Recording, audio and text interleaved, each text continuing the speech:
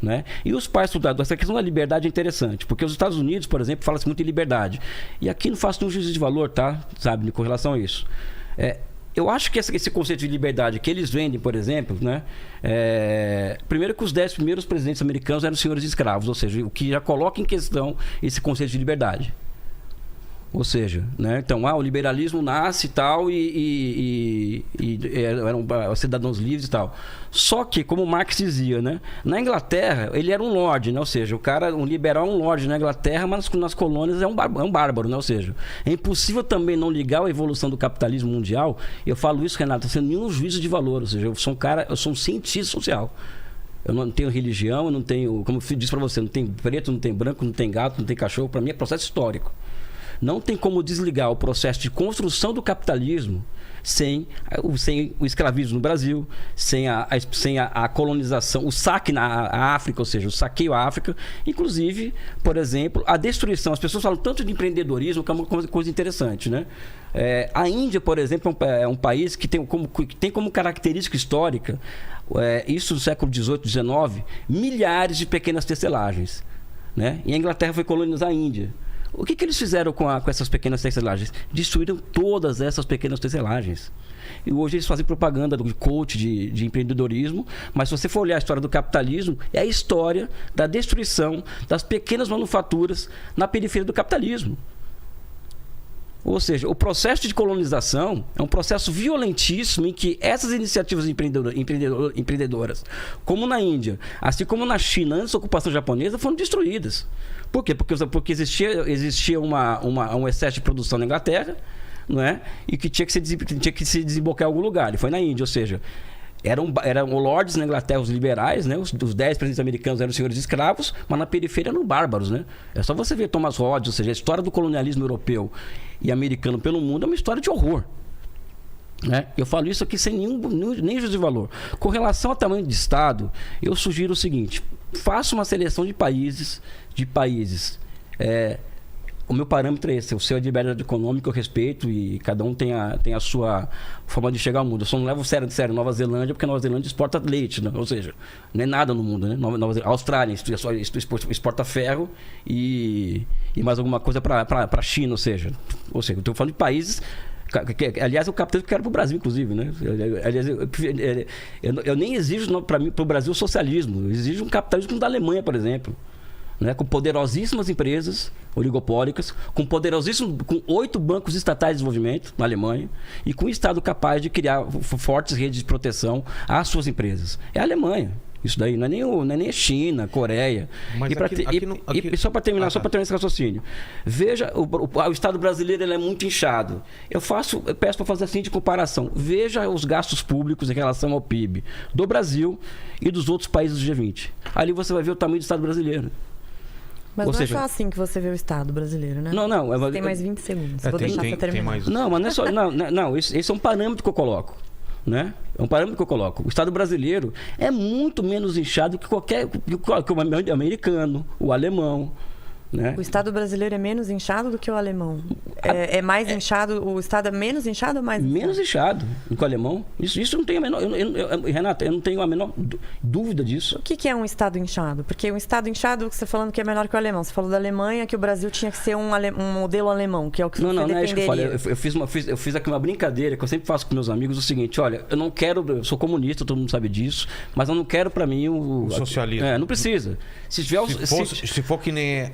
na Alemanha já tá bom para você. Não, é uma brincadeira que eu faço, porque então, é um capitalismo que funciona. Porque falar que o Brasil é capitalismo de Estado, chega a ser vergonha. Um país que passou por um processo de desindustrialização absurdo, um país que está passando por um processo em que, a miúde, você ser quantas vezes o trabalho, nós estamos voltando, por exemplo, a relação renda e PIB no Brasil, a participação dos salários na participação no PIB brasileiro, está caindo drasticamente os últimos 6 anos e está levando o Brasil ao patamar da década de 30 do século passado, ou seja, isso é um retrocesso de quase 100 anos em matéria de renda e relação renda-PIB, né?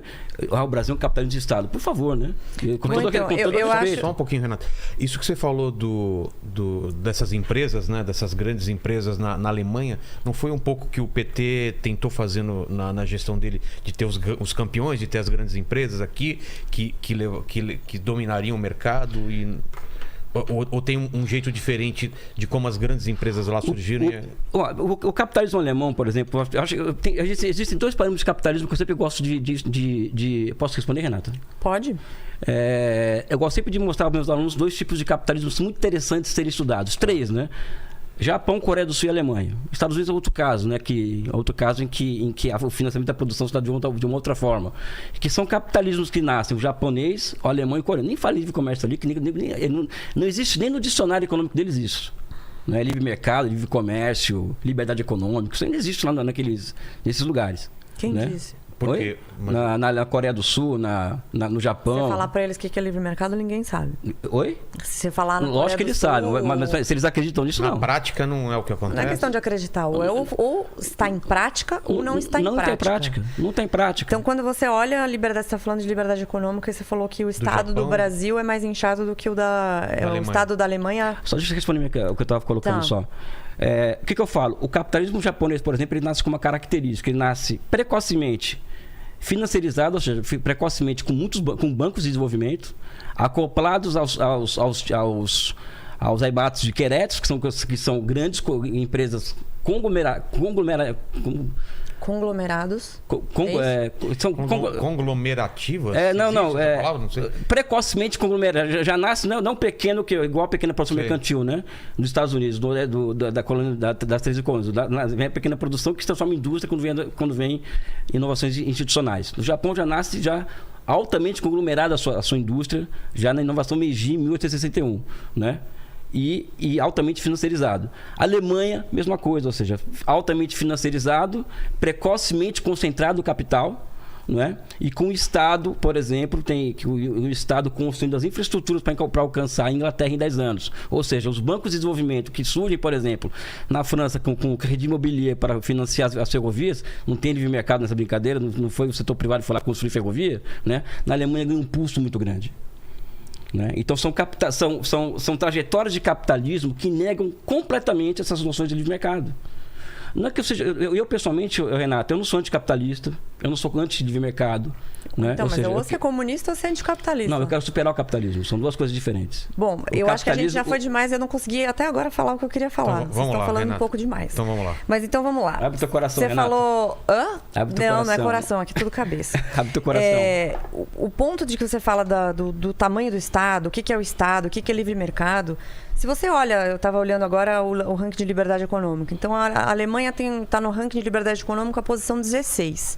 O Brasil é a posição 133. Então, de novo, quando você pega e você fala somente de haver presença do Estado, de ter tido um banco de desenvolvimento, do Estado ter se colocado junto com as empresas para fazer algum tipo de coisa, de ter posto dinheiro, de ter feito algum conglomerado, isso não diz, não é uma coisa ruim.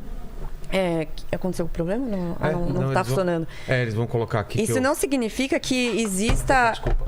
Olha quase que eu tô sendo agredida aqui, hein? Agredida pelo cronômetro aqui. Eu até perdi o fio da meada.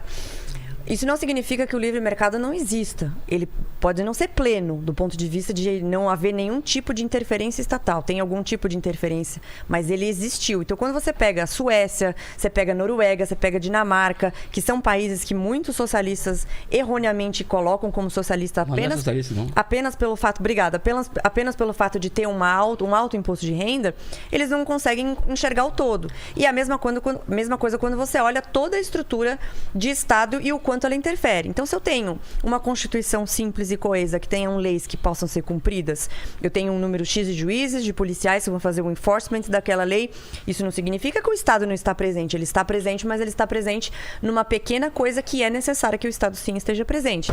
Agora, quando você compara a Alemanha em termos de como que você consegue abrir uma empresa, quanto tempo demora, qual é a facilidade que você tem para colocar, para pagar a sua conta de água, para pagar os teus tributos, se tem mais ou menos impostos. Então, no Brasil, você vai produzir um produto em São Paulo, aí você vai mandar para o resto do Brasil. Cada estado tem uma alíquota de imposto diferente.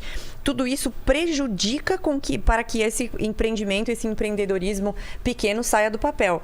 Então, isso não significa que não vão haver oligopólios ou monopólios, mas o oligopólio e o monopólio se forma sempre e cada vez mais se houver mais e mais regulação do Estado, que vai dificultar que esse pequeno saia de onde ele está. Então, se você vê, eu não levo em consideração a Nova Zelândia, mas, a Nova Zelândia, a Austrália, além de importação e exportação, eles têm um ótimo índice de desenvolvimento humano, eles têm uma prosperidade enorme. Cada lugar pode ter uma peculiaridade. Então, você tem Luxemburgo, que acho que é $135 mil, o PIB per capita que eles têm lá, porque é muito baseado em bancos e setor financeiro. Tem outros lugares que são menos, mas você pega a Estônia, que é um país pequeno e que saiu depois da Cortina de Ferro. Ele tinha o PIB per capita, quando a Cortina de Ferro foi levantada, era de $2 mil, igualzinho da Finlândia. Quando a Cortina de Ferro caiu em 91, a da Finlândia já tinha explodido para 4 vezes o da Estônia, e a Estônia mantinha-se em $2 mil. Em 30 anos apenas, com todas as reformas que foram feitas liberalizantes, porque foi eleito um primeiro-ministro liberal, Mart Laar, discípulo de Milton Friedman, o que aconteceu com a Estônia? Eles viraram um grande polo de tecnologia, de exportação de talentos, importação de coisas, e hoje eles têm um PIB per capita que é o dobro, quase o triplo do Brasil. Então, quando você não pode descartar os países porque ele não tem um grande polo de indústria, mas ele tem muitas outras coisas, e muitas vezes a indústria tem muito a ver com a tecnologia, como aconteceu em Singapura. E mesmo que exista mas mesmo que exista um Estado atuante, não significa que ele seja tão pesado. Então, no Brasil, o Estado é pesado, em Cuba, o Estado é muito mais pesado ainda, na China, o Estado é pesado, e ele vai, quando você fala das liberdades, eu acho que os comunistas, de forma geral, eles têm sempre essa noção de distorção do conceito de liberdade, de justiça e de democracia. Então, eu vou defender a democracia, mas enquanto eu defendo a ditadura. Eu vou defender a democracia enquanto eu defendo censura. Eu vou defender a liberdade Quando eu defendo, eu vi você no podcast falando que na China você tem que se testar a força, etc. O pessoal colocou um monte de gente em jaulas, matou animal de estimação porque é a política do Covid-free. Saiu, eles tinham vergonhosamente uma posição maior do que nós em liberdade econômica 2 anos atrás, e por causa da pandemia caíram muito, porque o Estado tem muito poder. Então você tem partido único, isso não é democracia, né? Você tem partido único, você não permite alternância de poder. Se a pessoa fala mal de você, você vai lá e mata, ou você vai lá e esconde. O próprio Covid, o grande problema do Covid foi ter nascido na China. Porque se tivesse nascido em outro lugar, provavelmente teria sido contido mais rápido. Por quê? Porque a China não permitiu que a informação saísse, matou ou escondeu os médicos, que até hoje ninguém sabe onde foram parar. Então, esse modelo ser defendido em pleno século XXI é uma barbaridade. E isso me choca bastante, porque quando você fala, por exemplo, que tudo bem, a gente pode imprimir dinheiro à vontade, que isso não causa inflação. Então, a gente não precisaria de imposto? Não precisa de imposto nenhum, é só imprimir um monte de dinheiro e acabou. Então, essa volta toda, todo esse materialismo, você tem bastante conhecimento histórico, mas, infelizmente, a tua conclusão em relação à liberdade, em relação à prosperidade e o que funciona, está errada. É só olhar quando a gente vê... Como, de novo, eu falei da Alemanha. Tem vários problemas lá, tem várias interferências do Estado que estão dando errado. Uma das interferências do Estado que deu errado é em relação à energia. E isso foi ótimo para a Rússia. E o Putin é muito inteligente nesse sentido e acabou se utilizando dessa inocência de boa parte dos ativistas, dos ecoterroristas que eu chamo, da Europa, para fazer o que está fazendo hoje. E a Europa provavelmente vai passar um inverno bem frio, porque... tirou as plantas nucleares, falou que você não pode mais fazer um monte de coisas lá em relação à energia, ou seja, não era a pessoa que estava determinando junto com outra pessoa, com as empresas, o que ela ia fazer, que energia ela ia minerar, era o Estado dizendo, isso aqui você não pode mais, até 2030 tira, sem nenhum tipo de planejamento. Então foi a interferência do Estado, e está sendo a interferência do Estado demasiada na Alemanha, na França, nos Estados Unidos, que criou essa crise energética. Se tivesse sido, e de novo, eu volto a repetir para você e para todos os nossos ouvintes aqui, liberalismo não é sobre não haver presença do Estado, sobre não haver um papel do Estado. O papel do Estado é importante e ele existe. O problema é que em países subdesenvolvidos, como é o nosso caso, em vários outros pelo mundo, em mais ou menos grau, eles são demasiados. E isso prejudica bastante a prosperidade e a liberdade individual, que é muito importante. E só um detalhe que eu esqueci de falar sobre escravidão. O que mais teve, além da própria defesa moral e ética anti-escravidão, escravidão existe, a palavra escravo vem de eslavo, então os povos do leste europeu eram escravizados por outros. E daí que veio a palavra escravo. Então houve escravidão no mundo inteiro, desde que o mundo é mundo. Os romanos escravizaram, Os irlandeses foram escravizados pelos os ingleses, tribos da África, entre eles, se escravizavam. O fato de haver nos pais fundadores escravidão não significa que eles não tenham feito ou que você possa arrancar completamente a moral que tinha essa Constituição que foi feita por eles. E foi o capitalismo, além da questão moral e ética, que deu as bases para que a escravidão acabasse. O cara era muito mais... era muito melhor para o sistema que essa pessoa fosse um consumidor. Que ele não fosse só um trabalhador que entregasse uma produção ruim com um pouco excedente. Foi o capitalismo que proporcionou isso de maneira mais drástica. Olha, são 3 da tarde aqui, eu estou aqui na minha casa, na minha piscina, trabalhando apenas com o meu celular. E o melhor de tudo, sem precisar ter um chefe chato, um emprego que você ganha um salário que mal paga as suas contas. E o principal, ganhando mais que a média salarial no Brasil. Tudo isso porque um dia eu decidi trabalhar através da internet. E após meses tendo resultados com essa estratégia, meses consecutivos mesmo, eu criei um método simples e passo a passo que, se cumprindo, vai te dar uma vida muito melhor do que você tem agora. E tudo que você precisa fazer é clicar no botão para você saber mais e conhecer um método.